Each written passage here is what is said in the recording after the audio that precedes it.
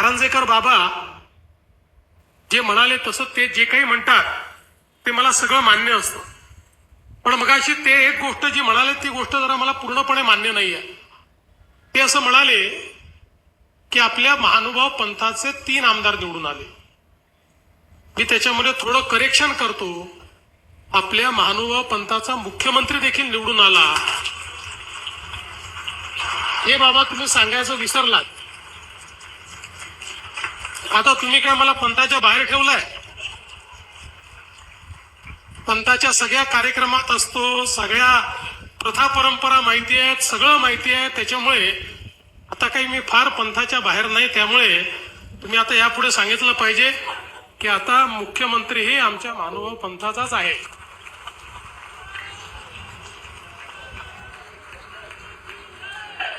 आणि खऱ्या अर्थानं या ठिकाणी भगवान चक्रधर